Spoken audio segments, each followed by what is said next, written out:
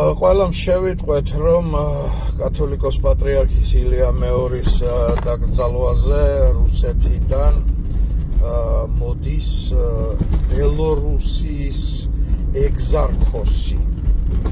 ანუ ის ხელმძღვანელობს რუსულ დელეგაციას.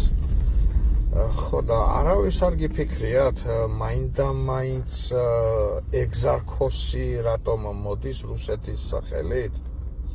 იმიტომ ჩემოკარგებო, რომ რუსეთისთვის საქართველოს ეკლესიაც საეგზარქოსოა და ცდილობენ, რომ ილია მეორე ცხონებული გაუტოლონ ეგზარქოსს წოდებითა და ხარისხით.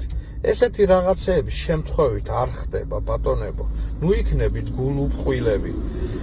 რუსეთის საპატრიარქოს და კგბ-ს, ფსბ-ს რენდომ არ მიუღია ასეთი გადაწყვეტილება, რენდომ არ შეურჩევია ეს ადამიანი, ვინც მოდის რუსეთის სახელით.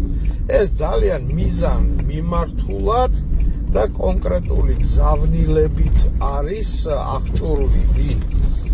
ეგზარქოს, ბელორუსიის ეგზარქოს აგზავნიან, რომ მისი ტოლი და სწორი არის ილია მეორეო, აი ამას გვეუბნებიან და ზოგადად საქართველოს ეკლესია ჩვენი საეგზარქოსოაო.